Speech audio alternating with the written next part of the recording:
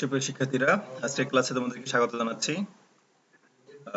তোমাদের পরীক্ষার আগ মুহূর্তে পর্যন্ত আজকেই লাস্ট ক্লাস। এরপর পরীক্ষা শেষ হলে, অনলাইন ভিত্তিক পরীক্ষা শেষ হলে তোমাদের কোর্সের ক্লাস আবার নেওয়া হবে ইনশাল্লাহ। এবং প্রথমেই যেটা বলতে চাই সেটা হচ্ছে, আমি আশা করব তোমরা সবাই আগামীকাল থেকে পরীক্ষা শুরু হচ্ছে, সেই পরীক্ষার জন্য ভালোভাবে প্রিপারেশন নিবে এবং সৎভাবে পরীক্ষা দেওয়ার চেষ্টা করবে। আরেকটি বিষয় সেটি হচ্ছে, পরীক্ষার উত্তরপত্রে তোমরা স্পষ্ট করে লেখার চেষ্টা করবে, কারণ যেহেতু অনলাইনের মাধ্যমে পরীক্ষা হচ্ছে, তোমাদের উত্তরপত্রগুলো স্পষ্টভাবে না বুঝতে পারলে মার্কিং একটু সমস্যা হয়ে যেতে পারে। সেজন্য তোমরা খুব ভালোভাবে লিখবে স্পষ্ট অক্ষরে, এবং প্রতিটা পেজে তোমাদের রোল নাম্বার দিবে। প্রথম পেজে তো অবশ্যই তোমাদের নাম, রোল নাম্বার, বর্ষ এবং কোন সাবজেক্টে পরীক্ষা হচ্ছে সেই বিষয়টি, এগুলো বিষয় স্পষ্ট করে লিখবে। ওকে, তো আমরা কোয়ান্টাম রসায়ন অধ্যায়ের যে টপিকস গুলো প্রথম থেকে পড়ছিলাম, তো গতদিন আমরা আদর্শ কৃষ্ণ বস্তু নিয়ে আলোচনা করেছি।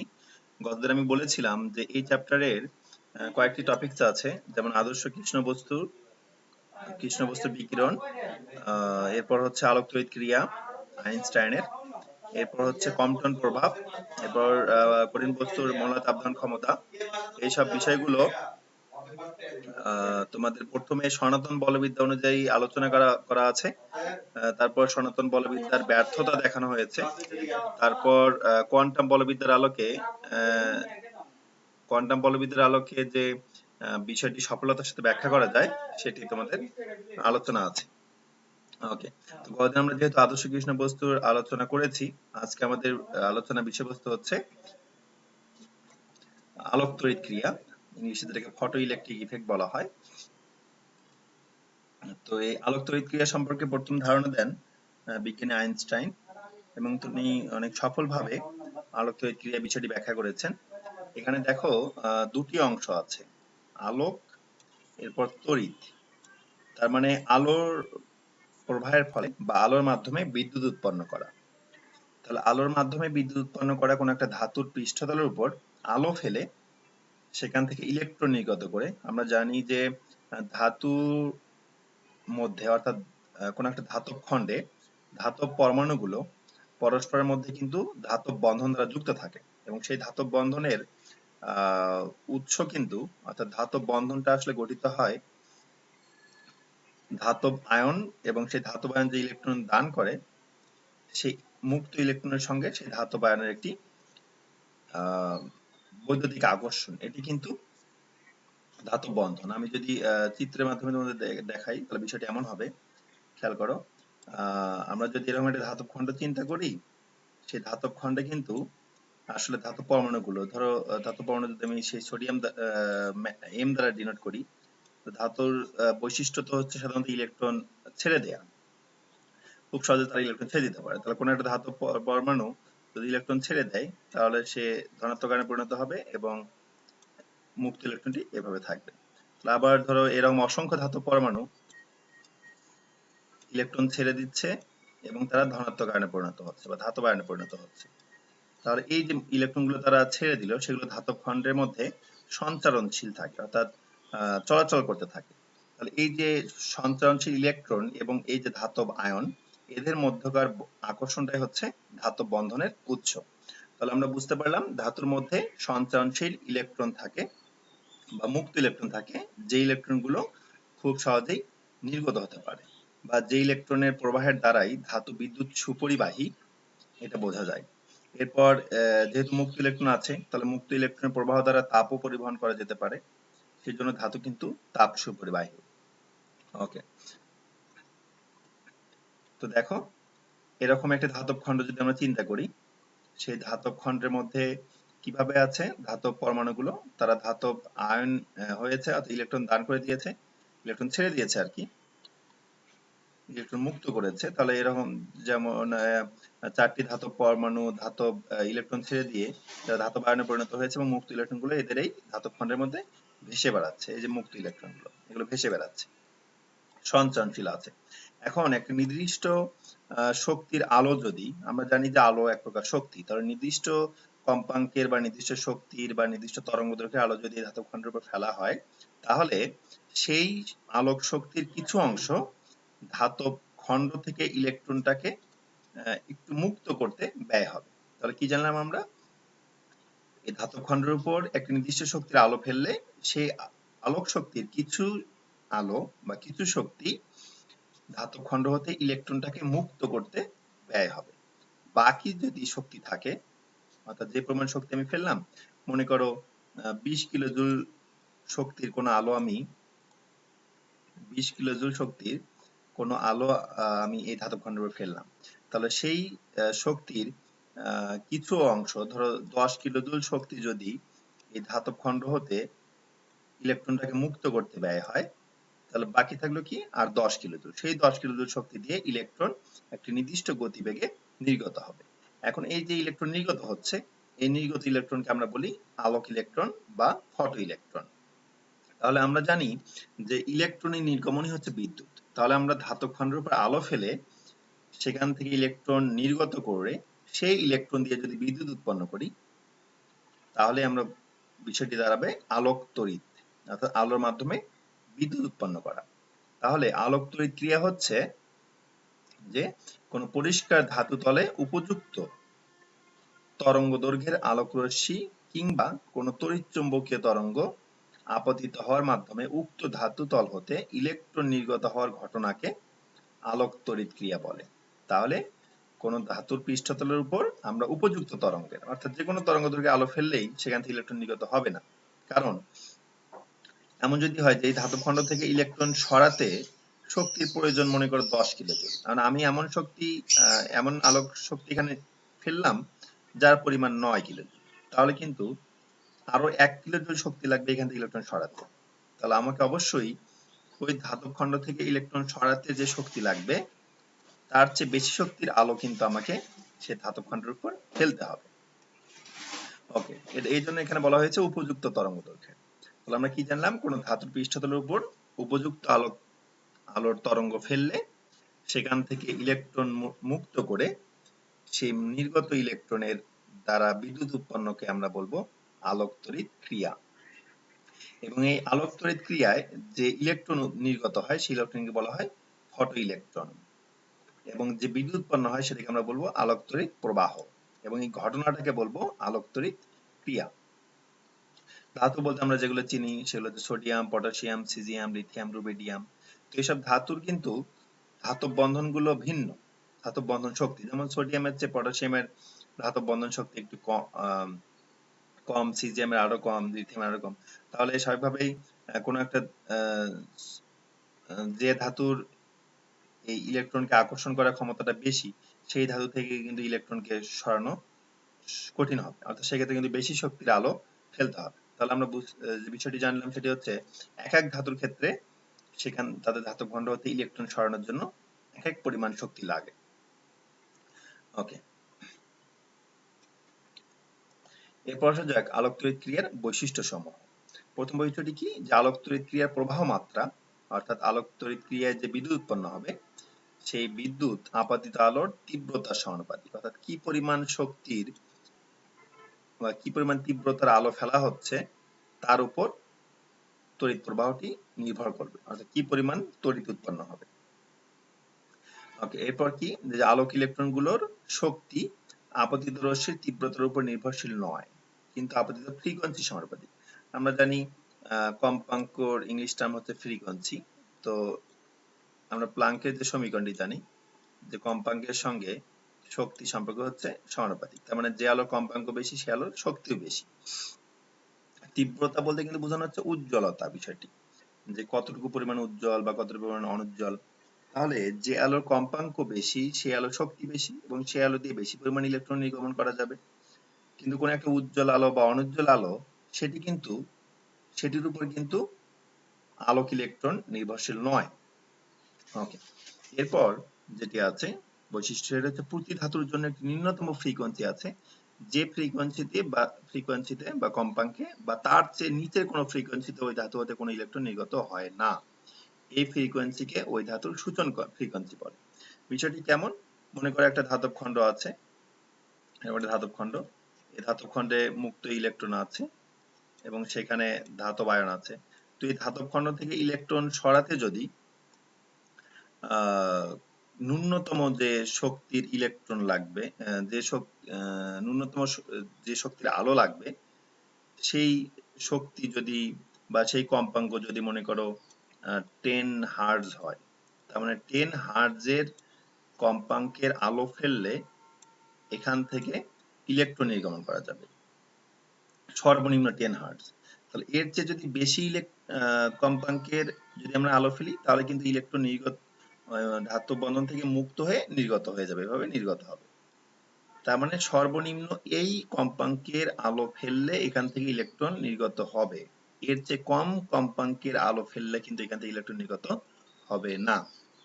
তাহলে সর্বনিম্ন যে কম্পাঙ্কের আলো ফেললে কোন একটা ধাতু থেকে ইলেকট্রন নির্গত হয়, সেই কম্পাঙ্ককে বলা হয় ওই ধাতুর সূচন কম্পাঙ্ক। এটার বিভিন্ন নাম আছে, সূচন কম্পাঙ্ক বা ছেদন কম্পাঙ্ক বা প্রারম্ভ কম্পাঙ্ক বা প্রান্তিক, তারপর থ্রেশহোল্ড ফ্রিকোয়েন্সি বলা হয় বা কাট অফ ফ্রিকোয়েন্সি বলা হয়। ওকে, আরো বিভিন্ন বৈশিষ্ট্য আছে, যেমন বিভিন্ন ধাতুর ক্ষেত্রে প্রারম্ভিক কম্পাঙ্ক বিভিন্ন হয়। এটা আমি একটু আগে বললাম যে বিভিন্ন ধাতুর ক্ষেত্রে এই যে ধাতব আয়নের সঙ্গে ইলেকট্রনের যে আকর্ষণ, এটা বিভিন্ন রকম হয়। সেই জন্য এক এক ধাতুর ক্ষেত্রে এই মুক্ত ইলেকট্রনটা নির্গত করতে এক এক পরিমাণ শক্তি লাগে। সেই জন্য বিভিন্ন ধাতুর ক্ষেত্রে সূচন কম্পাঙ্ক বিভিন্ন হয়ে থাকে। এরপর আর কি আছে, যে আলোক ইলেকট্রনের নিঃসরণের হার আপতিত আলোর প্রাবল্যের সমানুপাতিক। তার মানে কোন একটা আলোকউৎস থেকে কোন একটা ধাতব বন্ধন থেকে যে আমরা ইলেকট্রন সরাবো, কি পরিমাণ ইলেকট্রন নির্গত হবে সেটা কার সমানুপাতিক হবে? আপতিত আলোর প্রাবল্যের সমানুপাতিক। ওকে, এরপর আসা যাক আলোক তড়িৎ ক্রিয়ার একটা পরীক্ষামূলক পর্যালোচনা। তো যে পরীক্ষার মাধ্যমে আমরা আলোক তড়িৎ ক্রিয়া বিষয়টি বুঝতে পারবো। এখানে লক্ষ্য করো ফিগারটি কেমন, যে একটা বায়ুশূন্য কাঁচ নল আছে মনে করো, এবং এই কাঁচ নলে দুইটা ধাতব পাত আছে, এ এবং বি, এবং এটি জিঙ্কের তৈরি। এবং এদের মনে করো এ ধাতব পাত জিঙ্কের, বি ধাতব পাত জিঙ্কের। তো এই ধাতব পাতের উপর লিথিয়াম অক্সাইডের একটি প্রলেপ থাকে, খেয়াল করো। এবং কাঁচ নলের সঙ্গে একটা সেকশন আছে, যে সেকশনটি একটা জানালা দ্বারা, কোয়ার্টজের তৈরি একটা জানালা দ্বারা মুক্ত আছে, এবং এখানে আলোক উৎস রাখা হয়েছে, আলোক উৎস। তাহলে এই ঘটনাটি এখানে কি হবে, এই আলোক উৎস থেকে আলো নির্গত হবে কার উপর? আলো পড়বে হচ্ছে, আপতিত হবে এ ধাতব পাত্রের উপর। তাহলে এ ধাতব পাত্রের উপর যদি আলো পড়ে, তাহলে স্বাভাবিকভাবেই সেখান থেকে ইলেকট্রন নির্গমন হবে। তো সেই ইলেকট্রন নির্গমন হয়ে কোন দিকে যাবে? বি প্রান্তের দিকে, কারণ এদিকে মুক্ত আছে। ওকে, এবং ইলেকট্রনের প্রবাহের দ্বারা কিন্তু বিদ্যুৎ উৎপন্ন হবে। এবং আমরা জানি ইলেকট্রন যে প্রান্ত থেকে প্রবাহিত হয়, বিদ্যুৎ কিন্তু তার বিপরীত প্রান্ত থেকে প্রবাহিত হয়। তাহলে এ ধাতব প্রান্ত হতে যে পরিমাণ ইলেকট্রন নির্গত হতে থাকবে, তার সমানুপাতিক হারে বি প্রান্ত থেকে কিন্তু বিদ্যুৎ উৎপন্ন হয়ে এ প্রান্তের দিকে যাবে। তাহলে আমরা কি জানলাম? একটা নির্দিষ্ট কম্পাঙ্কের আলো ফেলা হলো কার উপর? এই কোয়ার্টজ জানালা দিয়ে এ ধাতব পাতের উপর। সে এ ধাতব পাত হতে ইলেকট্রন নির্গত হচ্ছে, সেই ইলেকট্রন গুলো যাচ্ছে বি প্রান্তের দিকে। তাহলে ইলেকট্রন যে প্রান্ত থেকে নির্গত হয় বা প্রবাহিত হয়, বিদ্যুৎ তার বিপরীত প্রান্ত থেকে প্রবাহিত হয়। তাহলে বি প্রান্ত থেকে বিদ্যুৎ উৎপন্ন হচ্ছে, তাহলে বি প্রান্ত থেকে প্রবাহিত হবে বিদ্যুৎ। তাহলে বিদ্যুতের প্রবাহ হচ্ছে এই বরাবর, এবং যে বিদ্যুৎটা প্রবাহিত হচ্ছে, যে পরিমাণ বিদ্যুৎ প্রবাহিত হচ্ছে, সেটা আমরা এই অ্যামিটার দ্বারা আইডেন্টিফাই করতে পারবো বা ডিটেক্ট করতে পারবো কত এম্পিয়ারের বিদ্যুৎ প্রবাহিত হচ্ছে। এবং এই ভি যেটা দেয়া আছে ভোল্টমিটার দ্বারা আমরা বিভব পার্থক্য বুঝতে পারি। আমরা কিন্তু জানি যে বিদ্যুৎ সাধারণত উচ্চ বিভবের প্রান্ত হতে নিম্ন বিভবের প্রান্তের দিকে প্রবাহিত হয়। তো যেহেতু বিদ্যুৎ বি প্রান্ত থেকে এ প্রান্তের দিকে প্রবাহিত হচ্ছে, তাহলে অবশ্যই বি প্রান্তের বিভব কি আছে? উচ্চ আছে। এবং ইলেকট্রন কিন্তু সাধারণত নিম্ন বিভব হতে উচ্চ বিভবের দিকে প্রবাহিত হয়। তার মানে এ প্রান্তের বিভবের মান কিন্তু কম। তাহলে এ প্রান্তের বিভব যদি ভিএ হয় এবং বি প্রান্তের বিভব যদি ভিবি হয়, তাহলে স্বাভাবিকভাবে কিন্তু এই পরীক্ষায় এ প্রান্তের বিভবের চেয়ে বি প্রান্তের বিভবটি বেশি। তাহলে আমরা কি বুঝলাম এই পরীক্ষা থেকে মোটামুটি এখন পর্যন্ত? সেটি হচ্ছে যে একটা আলোক উৎস থেকে নির্দিষ্ট কম্পাঙ্কের আলো আমি ফেললাম এ প্রান্তের উপর, যে এই প্রান্তটি একটি ধাতব পাত জিঙ্কের, সেখান থেকে আলো ফেলার ফলে সেখান থেকে ইলেকট্রন নির্গত হয়ে বি প্রান্তের দিকে যাবে, এবং ইলেকট্রন যে প্রান্ত থেকে নির্গত হয় সে প্রান্তের বিভব সাধারণত কম হয়, এবং ইলেকট্রন যে প্রান্ত থেকে নির্গত হবে বিভব তার বিদ্যুৎ তার বিপরীত প্রান্ত থেকে প্রবাহিত হয়।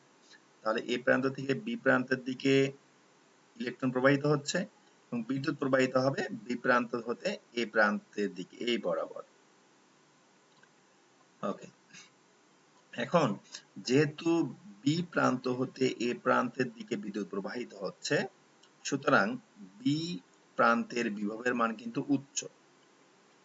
ওকে, এখন একটি বিষয়, বি প্রান্তের বিভব উচ্চ আছে, এ কারণে বি প্রান্ত হতে এ প্রান্তের দিকে বিদ্যুৎ প্রবাহিত হচ্ছে বা এ প্রান্ত হতে বি প্রান্তের দিকে ইলেকট্রন প্রবাহিত হচ্ছে। এখন আমি যদি আস্তে আস্তে এই বি প্রান্তের বিভবটা কমাতে থাকি,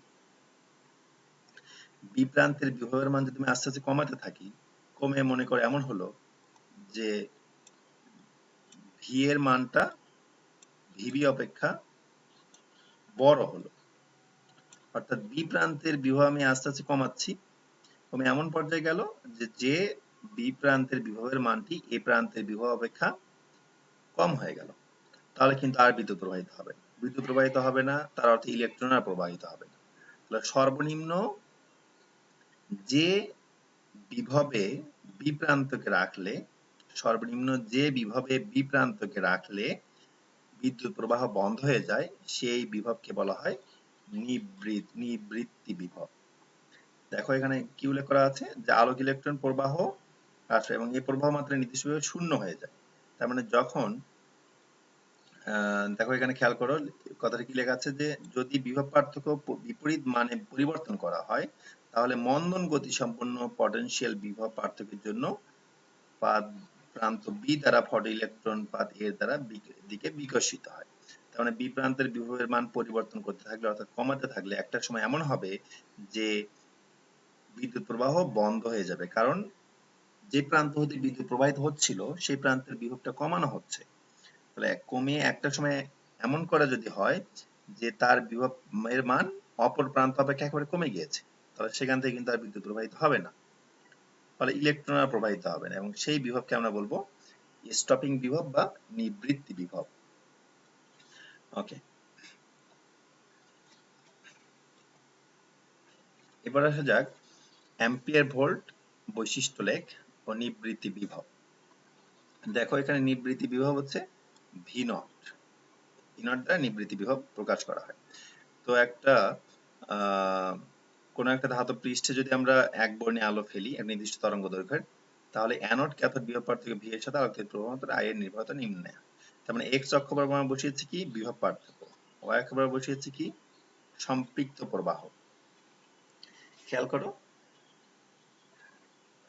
বিভব যত বাড়ছে প্রবাহিত বিদ্যুতের মানও আস্তে আস্তে বাড়ছে। একটা সময় যে কি হয়ে যাচ্ছে, বিভব যতই বাড়ুক না কেন প্রবাহ মাত্রা কিন্তু সমান হয়ে যাচ্ছে, অর্থাৎ প্রবাহ মাত্রা বিদ্যুৎ প্রবাহ বাড়ছে না। তার মানে যে যে অবস্থায় প্রবাহিত বিদ্যুতের মান আর বাড়ছে না, ফিক্সড হয়ে গিয়েছে, সেই অবস্থাটাকে বলা হয় সম্পৃক্ত প্রবাহ। ওকে, এখানে আরেকটা বিষয় লক্ষণীয়, সেটা হচ্ছে যে যদি আমরা এখানে এই যে ফিগারটি দেখো, লেখা আছে কি 1 নাম্বার আর 2 নাম্বার লেখ, এটা হচ্ছে 1 নাম্বার লেখ আর এটা হচ্ছে 2 নাম্বার লেখ চিত্র। তাহলে কি লেখা আছে যে বিভব পার্থক্য ভি এর মান যথেষ্ট বেশি হলে বৈশিষ্ট্য লেখগুলি, মানে এগুলো বৈশিষ্ট্যপূর্ণ লেখ, এগুলি আনুভূমিক হয়। এর থেকে বোঝা যায় যে প্রবাহ সম্পৃক্ত হয়েছে, অর্থাৎ ফটকিত নিচে সবকটি ইলেকট্রনই অ্যানোড গ্রহণ করেছে। তার মানে যদি এমন হয় যে ইলেকট্রনের আমরা একটু আগে যে ফিগারটি দেখলাম, এখানে যদি শর্টলি ফিগারটি আঁকে, এটা হচ্ছে এ প্রান্ত ছিল, এটি ছিল বি প্রান্ত। তো এ প্রান্ত থেকে বি প্রান্ত, এ প্রান্ত হতে বি প্রান্তের দিকে ইলেকট্রন নির্গত হচ্ছিল এবং বি প্রান্ত হতে এ প্রান্তের দিকে বিদ্যুৎ প্রবাহিত হচ্ছিল। বিদ্যুৎ প্রবাহিত হচ্ছিল। তো একটা সময় যদি এমন হয়ে যায় যে এখানে কি কারণে বিদ্যুৎ প্রবাহিত হচ্ছে সেটাকে লক্ষ্য করি, যে এ প্রান্ত হতে বি প্রান্তের দিকে ইলেকট্রন প্রবাহিত হচ্ছে, সেই জন্য বি প্রান্ত থেকে এ প্রান্তের দিকে বিদ্যুৎ প্রবাহিত হচ্ছে। তাহলে যদি এমন হয়ে যায় একটা সময় যে বিদ্যুতের প্রবাহ যেটি অর্থাৎ বিদ্যুতের যে উৎপন্ন হওয়া সেটি যদি আনুভূমিক হয়ে যায় বা আর পরিবর্তন হচ্ছে না, যা আছে তাই হয়ে গেছে, তার মানে এখান থেকে যতগুলো ইলেকট্রন বি প্রান্তের দিকে যাচ্ছিল সব কয়টি ইলেকট্রনই কিন্তু বি প্রান্ত গ্রহণ করে ফেলেছে। যদি আরো কিছু পরিমাণে ইলেকট্রন এখান থেকে নির্গত হচ্ছে, সেগুলো এখনো বি প্রান্ত গ্রহণ করেনি, তাহলে কিন্তু বি প্রান্ত হতে এ প্রান্তের দিকে বিদ্যুৎ প্রবাহিত হতে থাকে। এখানে আবারও বলছি, বিষয়টি খেয়াল করো, এটা একটু ভালোভাবে বুঝতে হবে যে এ প্রান্ত হতে বি প্রান্তের দিকে বিদ্যুৎ প্রবাহিত ইলেকট্রন প্রবাহিত যত বেশি হবে, বি প্রান্ত হতে তত বেশি বিদ্যুৎ এ প্রান্তের দিকে যাবে। এখন যদি এমন হয় যে বি প্রান্ত হতে এ প্রান্তের দিকে যে বিদ্যুৎ প্রবাহিত হচ্ছিল সেটা ফিক্সড হয়ে গেছে, আর কোনো বিদ্যুৎ উৎপন্ন হচ্ছে না, বা যা উৎপন্ন হতো ওই মানই আছে, তার মানে এ হতে আর বি প্রান্তের দিকে যে ইলেকট্রন প্রবাহিত হচ্ছিল তার সবকটি ইলেকট্রনই বি প্রান্ত গ্রহণ করেছে। তাহলে যে অবস্থায় এই প্রবাহের মান বা বিদ্যুৎ প্রবাহের মান আনুভূমিক হয়ে যাবে, মানে বিভব যতই বাড়ুক না কেন বিদ্যুতের মান একই রকম থাকছে, তো সেই অবস্থায় বলবো সম্পৃক্ত প্রবাহ। ওকে, এরকম এই বিষয়গুলো নিবৃত্তি বিভব বা ছেদক বিভব কি সেটা তো বললাম, যে ন্যূনতম যে বিভবে এই বিপ্রান্তকে রাখলে বিদ্যুৎ প্রবাহ শূন্য হয়ে যায় সেই বিভবকে আমরা বলতাম নিবৃত্তি বিভব বা ছেদক বিভব। ওকে, এরপর দেখো ফটো ইলেকট্রনের গতিশক্তি, অর্থাৎ যে ইলেকট্রনটি ধাতব প্রান্ত হতে নির্গত হয় ধাতব খণ্ড থেকে, তার সঙ্গে নিবৃত্তি বিভবের কি সম্পর্ক। অ্যানোডের বিভব যখন নিবৃত্তি বিভব ভি নটের সমান, অ্যানোড বলতে এখানে কিন্তু এই বি প্রান্তটাকে বোঝানো হচ্ছে, অ্যানোড ধনাত্মক প্রান্ত, তাহলে ভি নটের সমান, তখন সর্বোচ্চ প্রারম্ভিক গতি সম্পন্ন ফটো ইলেকট্রন অ্যানোডে পৌঁছাতে পারে না। তার মানে আমরা কি জানলাম, যে বি প্রান্তের বিভব যদি এমন হয় কমাতে কমাতে যেমন হয়, ধরো ভি এ প্রথমে ছিল, এ প্রান্তের বিভব ছিল বি প্রান্তের বিভব অপেক্ষা কম, ছোট, তার মানে বি প্রান্তের বিভবের মান বেশি ছিল, সেই জন্য এখান থেকে বিদ্যুৎ প্রবাহিত হতো এ প্রান্তের দিকে। এখন এটা যদি বি প্রান্তের বিভবের মান যদি কমাতে কমাতে যদি এক সময় এমন করা হয় যে ভি এ এবং ভি বি সমান হয়ে গিয়েছে, অর্থাৎ দুই প্রান্তের বিভবই সমান হয়ে গিয়েছে, এটা মান কমাতে কমাতে যদি আমরা এমন করি দুটি সমান করে ফেলি, তাহলে কিন্তু আর বি প্রান্ত হতে এ প্রান্তে দিয়ে বিদ্যুৎ প্রবাহিত হবে না। তার মানে বিদ্যুৎ প্রবাহিত যদি না হয়, তাহলে যত বেশি গতিশক্তি সম্পন্ন ইলেকট্রনই হোক না কেন সেটি কিন্তু আর বি প্রান্তের দিকে যাবে না, ফলে বিদ্যুৎ আর উৎপন্ন হবে না। তার মানে যখন এই বি প্রান্তের বিভব ভি নট হবে বা নিবৃত্তি বিভবে পৌঁছাবে, তখন কিন্তু সর্বোচ্চ শক্তি সম্পন্ন অর্থাৎ ইম্যাক্স শক্তি সম্পন্ন ফটো ইলেকট্রনও বা নির্গত ইলেকট্রনও বি প্রান্তে পৌঁছাবে না, অ্যানোডে পৌঁছাতে পারবে না। তো আমরা যদি এরকম করি যে ই আধানযুক্ত ইলেকট্রন যদি ভি নট ঋণাত্মক বিভব অতিক্রম করে, তবে তার শক্তি হ্রাসের পরিমাণ ইম্যাক্স সমান ই ভি নট। ওকে, এবং ইম্যাক্সটা কি, সর্বোচ্চ গতি সম্পন্ন ইলেকট্রনের শক্তি, এবং আমরা জানি ই সমান হাফ এম বি স্কয়ার, তাহলে আমরা এভাবে লিখতে পারি, এটা সমান করলে ফাইনালি আমরা ফটো ইলেকট্রনের যে গতি শক্তি আছে বা গতিবেগ আছে, সর্বোচ্চ গতিবেগ, তার সঙ্গে নিবৃত্তি বেগের সম্পর্কটি এমন হতে পারে।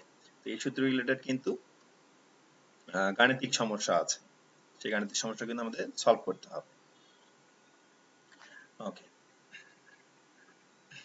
তাহলে এখান থেকে আমরা যেটা বুঝলাম যে বি প্রান্তের বিভবের মান কমাতে কমাতে যদি আমরা নিবৃত্তি বিভবে পৌঁছাই, তাহলে কিন্তু এ প্রান্ত হতে যে ইলেকট্রনগুলো এদিকে যেতে চাবে সেগুলো কিন্তু যেতে পারবে না, তার অর্থ তাদের গতিশক্তি আস্তে আস্তে হ্রাস পাচ্ছে। সেই জন্য এখানে এভাবে উল্লেখ করা হয়েছে যে ই আধানযুক্ত ইলেকট্রন যদি ভি নট ঋণাত্মক বিভব অতিক্রম করে, তবে তার শক্তি হ্রাসের পরিমাণ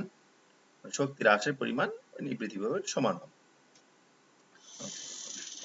এবারে যে কম্পাঙ্কের সঙ্গে নিবৃত্তি বিভবের সম্পর্ক খেয়াল করো, দেখা যায় যে অধিক কম্পাঙ্কের আলো যদি আমরা ফেলি কোন একটা ধাতব প্রান্তের উপর, যেমন আমরা যদি এখানে যদি যে কম্পাঙ্কের আলো ফেলছিলাম যদি মনে করো 10 হার্টজের কম্পাঙ্কের যদি আমরা আলো ফেলি কোন একটা ধাতব খণ্ডের উপর, তাহলে যে পরিমাণ ইলেকট্রন নির্গত হবে, নির্গত হবে তার চেয়ে যদি আমরা 20 হার্টজের কম্পাঙ্কের যদি ইলেকট্রন যদি আমরা এই আলো যদি আমরা এই প্রান্তের উপর ফেলি, তাহলে কিন্তু তার চেয়ে বেশি পরিমাণ ইলেকট্রন নির্গত হবে, এবং যত বেশি পরিমাণ ইলেকট্রন নির্গত হবে তত বিভব পার্থক্য এদের মধ্যে হবে, এ এবং বির মধ্যে। তার মানে নিবৃত্তি বিভবের মান আরো বাড়তে থাকবে। বিষয়টা আবারও বলছি, দেখো খেয়াল করো, আমরা এ যে প্রান্ত আছে, এটা একটা এটি তো একটি ধাতব খণ্ড। তাহলে এই ধাতব খণ্ডের উপর যদি আমি 10 হার্টজের আলো ফেলি, তাহলে যে যত পরিমাণ ইলেকট্রন বি প্রান্তের দিকে যাবে তার চেয়ে যদি 20 হার্টজের যদি ইলেকট্রন ফেলি, তার চেয়ে কিন্তু বেশি শক্তি সম্পন্ন ইলেকট্রন কিন্তু বি প্রান্তের দিকে যেতে থাকবে। যত বেশি ইলেকট্রন বা যত বেশি শক্তি সম্পন্ন ইলেকট্রন এ প্রান্ত হতে বি প্রান্তের দিকে যাবে, তত কিন্তু এদের মধ্যে বিভব পার্থক্য হবে। অর্থাৎ তত বেশি এ প্রান্তের বিভব কমে যাবে, তত বেশি বি প্রান্তের বিভব বৃদ্ধি পাবে। এবং বি প্রান্তের বিভব যত বেশি বৃদ্ধি পাবে, তাদের মান কমিয়ে কমিয়ে নিবৃত্তি বিভবের নিচে কিন্তু তার মানে বেশি বিভব তোমাকে সেক্ষেত্রে কমাতে হবে, তার মানে নিবৃত্তি বিভবের মান সেক্ষেত্রে বেশি হবে। এই জন্য দেখানো হচ্ছে যে কম্পাঙ্ক যত বেশি হয় নিবৃত্তি বিভবের মান তত বাড়তে থাকে, এবং বিভিন্ন ধাতুর ক্ষেত্রে যেমন সোডিয়াম, জিঙ্ক, প্লাটিনাম ধাতুর ক্ষেত্রে সম্পর্কটি এমন হয়। এবার আসা যাক প্রারম্ভ তরঙ্গ দৈর্ঘ্য বিষয়টি কি। আমরা কিন্তু সূচন কম্পাঙ্ক যেটি বললাম, যে সর্বনিম্ন যে কম্পাঙ্কের আলো ফেললে ধাতব পৃষ্ঠ হতে কোনো ধাতব পৃষ্ঠ হতে ইলেকট্রন নির্গত হয়, সেই কম্পাঙ্ককে ওই ধাতুর সূচন কম্পাঙ্ক বলে, যেটাকে নিউ নট দ্বারা প্রকাশ করা হয়। তো আমরা জানি যে নিউ নটের সঙ্গে ল্যামডার সম্পর্কটা হচ্ছে এমন ব্যস্তানুপাতিক সম্পর্ক, সেজন্য আমরা ল্যামডার সমান আমরা কিন্তু জানি যে একটা সূত্র তোমরা এসএসসিতে পড়েছো, সেটা কি ছিল, ভি সমান এফ ল্যামডা। এফ ল্যামডা, যেখানে ভিটা ছিল গতিবেগ, তরঙ্গের গতিবেগ, এফটা ছিল হচ্ছে কম্পাঙ্ক, আর ল্যামডা ছিল তরঙ্গ দৈর্ঘ্য। তাহলে এই সম্পর্কের সাথে যদি অনুরূপ করি, তাহলে কিন্তু আমরা লিখতে পারি ল্যামডা সমান ভি ভাগ এফ। ভি ভাগ এফ, এই ভিটা কি, বেগ। তাহলে এক্ষেত্রে বেগটা হচ্ছে আলোর বেগ সি, আর এফ তো আমরা জানি এখন নিউ দ্বারা প্রকাশ করি। তাহলে যদি নিউ নট হয়, তাহলে অবশ্যই ল্যামডা নট হবে। তাহলে নিউ নট হচ্ছে এখানে সূচন তরঙ্গ দৈর্ঘ্য, সূচন কম্পাঙ্ক নিউ নট, আর ল্যামডা নট হচ্ছে সূচন তরঙ্গ দৈর্ঘ্য। ওকে, তার মানে যত বেশি কম্পাঙ্কের বা যত কম তরঙ্গ দৈর্ঘ্যের, যে দুই ব্যস্তানুপাতিক সম্পর্ক, তার মানে আমরা আমাদের কোনো একটা ধাতব খণ্ডের উপর বেশি কম্পাঙ্কের আলো ফেলা মানে কম তরঙ্গ দৈর্ঘ্যের আলো ফেলা। সেজন্য কিন্তু এখানে বলা আছে, দেখো, যে আপতিত আলোর কম্পাঙ্ক যত বেশি হয়, ফটো ইলেকট্রনের নিবৃত্তি বিভব বা সর্বোচ্চ গতিশক্তি তত বাড়ে। এর জন্যই ব্যবহারিক বা ল্যাবরেটরির ক্ষেত্রে সাধারণত অতি বেগুনি রশ্মি ধাতব পৃষ্ঠে ফেলায়, কারণ অতি বেগুনি রশ্মির তরঙ্গ দৈর্ঘ্য কম, তার কম্পাঙ্ক বেশি, ফলে বেশি পরিমাণ ইলেকট্রন নির্গত হয় বা বেশি শক্তি সম্পন্ন ইলেকট্রন নির্গত হয়। ওকে, এরপর হয়ে যাক আলোক তড়িৎ ক্রিয়ার নিয়ামক সমূহ। যেমন আলোক তড়িৎ ক্রিয়া এই চারটি বিষয়ের উপর নির্ভর করে। এই চারটি বিষয় তোমরা একটু রিডিং পড়লেই ভালোভাবে বুঝতে পারবে। যেমন আপাতিত রশ্মি ফ্রিকোয়েন্সি, আমরা কিন্তু দেখলাম যে আপাতিত রশ্মি কম্পাঙ্ক যত বেশি হয়, নির্গত ইলেকট্রন বা ফটো ইলেকট্রনের গতিশক্তি তত বেশি হয়, তত বেশি পরিমাণে আমরা বিদ্যুৎ পেয়ে থাকি। আপাতিত রশ্মির তীব্রতার উপর আবার বিদ্যুৎ প্রবাহ নির্ভর করে। তারপর যন্ত্রে ব্যবহৃত তড়িৎদ্বারদ্বয়ের মধ্যে বিভব পার্থক্য, তার মানে বিভব পার্থক্য যত বেশি থাকবে তত বেশি পরিমাণ ইলেকট্রন নির্গত হবে, ফলে আলো বেশি উৎপন্ন হবে। ওকে, তারপর প্রতিফলনকারী পৃষ্ঠতলের প্রকৃতি, তার মানে কোন ধাতুর উপর আমরা আলো ফেলছি তার উপর আলোক তড়িৎ ক্রিয়া নির্ভর করে, কারণ এক এক ধাতুর ক্ষেত্রে তাদের ইলেকট্রনের সঙ্গে যে বাইন্ডিং সেটা এক এক রকম হয়। তো যে ধাতুর ক্ষেত্রে ইলেকট্রনের সঙ্গে বা আকর্ষণটা বেশি, সেই ধাতু থেকে ইলেকট্রন সরাতে বেশি শক্তি লাগবে। তার মানে সেই ধাতুগুলো থেকে ইলেকট্রন শক্তি পেতে হলে আমাদের বা বিদ্যুৎ পেতে হলে আমাদের বেশি পরিমাণে শক্তির আলো প্রয়োগ করতে হবে। তো এরকম বিভিন্ন নিয়ামক দ্বারা আলোক তড়িৎ ক্রিয়া প্রভাবিত হয়। এরপর আলোক তড়িৎ ক্রিয়ার বৈশিষ্ট্য সময়ের ব্যাখ্যা দানে সনাতন বলবিদ্যার ব্যর্থতা। এটাও রিডিং পড়লে আশা করি তোমরা বুঝতে পারবে। তারপরে বলছি, দেখো, যে সনাতন বলবিদ্যার বিকিরণ মতবাদ অনুসারে, অর্থাৎ ম্যাক্সওয়েলের তড়িৎচুম্বকীয় বর্ণালীর যে তরঙ্গ তত্ত্ব আছে সেই মতবাদ অনুসারে আপতিত রশ্মির তীব্রতা বৃদ্ধি পেলে আলোক ইলেকট্রনের বেগ বা ফটো ইলেকট্রনের বেগ বা গতিশক্তি বৃদ্ধি হওয়ার কথা। কিন্তু আমরা কিন্তু দেখেছি যে আপতিত রশ্মির তীব্রতা না বা উজ্জ্বলতা না, আপতিত রশ্মির কম্পাঙ্কের উপর আলোক ইলেকট্রনের বেগ নির্ভর করে। ওকে, তারপর আরেকটা কি আছে যে আপতিত রশ্মির তীব্রতা যথেষ্ট বৃদ্ধি পেলে যে কোনো ফ্রিকোয়েন্সিতে আলোক বিক্রিয়া সংঘটিত হওয়ার কথা। কিন্তু আমরা কিন্তু একটু আগে যেটা জানলাম সেটা হচ্ছে যে প্রতিটি ধাতুর ক্ষেত্রে একটা নির্দিষ্ট কম্পাঙ্কের আলো কম্পাঙ্ক আছে, যে কম্পাঙ্কের উপরে আমাদের যে কম্পাঙ্কের উপর বা যে কম্পাঙ্কের চেয়ে বেশি কম্পাঙ্ক বিশিষ্ট আলো আমাদের ফেলতে হয়, তারপর ইলেকট্রনিক কথা, এছাড়া না। তার মানে সনাতন বলবিদ্যার সূচন যে কম্পাঙ্ক এই বিষয়টি ব্যাখ্যা করতে পারেনি। সেখান থেকে আইনস্টাইনের যে আলোক তড়িৎ ক্রিয়া সম্পর্কে যে ব্যাখ্যা, মানে কোয়ান্টাম মতবাদের সাহায্যে, সেটি কিন্তু এটা ব্যাখ্যা করতে সফল হয়েছে। যেমন আইনস্টাইনের মতবাদ অনুসারে যে একটি নির্দিষ্ট শক্তির আলো যদি আমরা এখানে ফেলি, ফোটন, শক্তির একক হচ্ছে ফোটন, নির্দিষ্ট শক্তির আলো যদি ফেলি, সেই শক্তির মান যদি হয় এইচ নিউ, বা এইচ নিউ কে আমরা ইউ বলতে পারি, এইচ নিউ ই বলতে পারি, নির্দিষ্ট শক্তির আলো, সেই শক্তির আলো ফেলা হলে যে পরিমাণ শক্তি লাগবে এখানকার ইলেকট্রনটাকে নির্গত করতে সর্বনিম্ন, সেটাকে বলা হবে ই নট বা সূচন শক্তি। ই নটের পরিবর্তে আমরা এইচ নিউ নটও লিখতে পারি। এখানে এইচ নিউ নট কিন্তু এখানে সূচন কম্পাঙ্ক। তাহলে এই নির্দিষ্ট শক্তি ব্যয় হলো কি কারণে? এখানে ধাতু থেকে ইলেকট্রনটাকে একটু আলগা করতে, একটু মুক্ত করতে। তারপর যদি শক্তি অবশিষ্ট থাকে, সেই শক্তি দিয়ে ইলেকট্রনটা একটা নির্দিষ্ট গতিবেগে নির্গত হবে, অর্থাৎ তার একটা গতিশক্তি থাকবে হাফ এমভি স্কয়ার। তাহলে যে শক্তির আলো আমরা ফেললাম ই বা এইচ নিউ, সেই শক্তির কিছু অংশ ব্যয় হলো কি কারণে? সূচন কম্পাঙ্কের কারণে, অর্থাৎ ইলেকট্রনটাকে ধাতব খণ্ড হতে একটু আলগা করতে, একটু সরাতে, মুক্ত করতে। তারপর যদি শক্তি থাকে, সেই শক্তি দিয়ে একটা নির্দিষ্ট গতিবেগে ইলেকট্রনটা নির্গত হচ্ছে। তাহলে এই সমীকরণটি হচ্ছে আলোক তড়িৎ ক্রিয়া সম্পর্কিত আইনস্টাইনের সমীকরণ। ওকে, তাহলে এখান থেকে আমরা যেটি করতে পারি সেটি হচ্ছে হাফ এমভি স্কয়ার সমান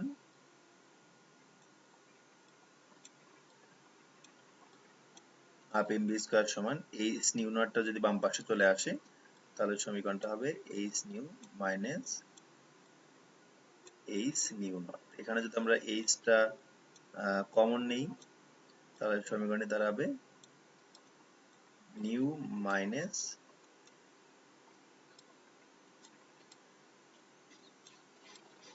নিউ নট। ওকে, তাহলে এখানে লক্ষণীয় বিষয় দেখো, নিউটা কি? নিউটা হচ্ছে যে কম্পাঙ্কের আলো আমি ধাতব খণ্ডের উপর ফেললাম, সেই কম্পাঙ্কের আলো থেকে একটা নির্দিষ্ট কম্পাঙ্কের আলো বা নির্দিষ্ট শক্তি ব্যয় হলো ধাতু থেকে ইলেকট্রন সরাতে, সেই কম্পাঙ্কে আমরা বলবো সূচন কম্পাঙ্ক। তার মানে অবশ্যই এই নিউ নট অপেক্ষা, তার মানে সূচন আমি যে ব্যাপারটা ভালোভাবে খেয়াল করো, নিউ নট কিন্তু ধাতুর বৈশিষ্ট্য, অর্থাৎ এক এক ধাতুর ক্ষেত্রে ইলেকট্রনটাকে, এই মুক্ত ইলেকট্রনকে আকর্ষণ করার ক্ষমতা এক এক রকম। যে ধাতুর ক্ষেত্রে এই মুক্ত ইলেকট্রনকে আকর্ষণ করার ক্ষমতা বেশি, সেই ধাতুর নিউ নটের মানও কিন্তু বেশি, সূচন কম্পাঙ্কের মানও কিন্তু বেশি। তাহলে আমি যদি কোনো একটা ধাতু থেকে ইলেকট্রন নির্গত করতে চাই, তাহলে অবশ্যই তার সূচন কম্পাঙ্ক অপেক্ষা অধিক কম্পাঙ্কের আলো আমাকে ফেলতে হবে। তার মানে নিউ নট অপেক্ষা অবশ্যই নিউ এর মান বেশি হতে হবে, তবেই আমরা নির্দিষ্ট গতিবেগে মুক্ত ইলেকট্রন পাবো। তার মানে কখনো যদি নিউ সমান নিউ নট হয়ে যায়, নিউ সমান যদি কখনো নিউ নট হয়, তাহলে এই পুরো হাফ এমভি স্কয়ার সমান কি হয়ে যাবে? জিরো হয়ে যাবে। হাফ এমভি স্কয়ার সমান তখন কিন্তু হবে জিরো, তার মানে কোনো ইলেকট্রন নির্গত হয়নি। তাহলে এখান থেকে যে বিষয়টি বোঝা গেল সমীকরণ থেকে, সেটি হচ্ছে যে কোন একটি ধাতুর উপর যে কোনো কম্পাঙ্কের আলো ফেললেই সে এখান থেকে ইলেকট্রন নির্গত করা যায় না। তার একটি নির্দিষ্ট কম্পাঙ্কের আলো আছে, সেই কম্পাঙ্ক অপেক্ষা অধিক কম্পাঙ্কের আলো যদি আমরা যে ধাতুর উপর ফেলি, তাহলে সেখান থেকে তবে আমরা ইলেকট্রন নির্গত করতে পারবো। তাহলে ওই যে সর্বনিম্ন যে কম্পাঙ্কটি লাগছে সেটাকে সূচনী কম্পাঙ্ক বলা হচ্ছে। তাহলে কোয়ান্টাম বলবিদ্যা কিন্তু সূচনী কম্পাঙ্ক বিষয়টি ব্যাখ্যা করতে পারছে। অপরদিকে সনাতন বলবিদ্যা কি ছিল, যে যে কোনো কম্পাঙ্কের আলো ফেললেই ধাতু হতে ইলেকট্রন নির্গত হওয়ার কথা, কিন্তু আসলে কিন্তু তা হয় না। যে সমীকরণ থেকে আমরা তাই দেখলাম। তাহলে এটি হচ্ছে আলোক তড়িৎ ক্রিয়ার বৈশিষ্ট্য ব্যাখ্যায় আইনস্টাইনের তত্ত্বের সফলতা বা কোয়ান্টাম তত্ত্বের সফলতা। ওকে, তাহলে এ পর্যন্তই আলোক তড়িৎ ক্রিয়া, আইনস্টাইন আলোক তড়িৎ ক্রিয়া এ পর্যন্তই। আশা করি তোমাদের যেহেতু এই টপিকস পর্যন্তই তোমাদের সিলেবাসে আছে, আগামীকালের পরীক্ষায় তোমরা এই টপিকগুলো খুব ভালোভাবে পড়বে এবং আগামীকালের পরীক্ষাটি খুব ভালোভাবে দেবে ইনশাল্লাহ। ওকে, ধন্যবাদ সবাইকে এবং সবার জন্য অগ্রিম দোয়া রইল। সবাই খুব সাবধানে এবং খুব ভালোভাবে পরীক্ষা দাও, সেই দোয়া করি। এবং তোমরা সুস্থ থাকো, নিরাপদে থাকো এবং উপরওয়ালার কাছে দোয়া করতে থাকো যাতে করে আমরা খুব শীঘ্রই স্বাভাবিক অবস্থায় ফিরে যেতে পারি। ধন্যবাদ সবাইকে।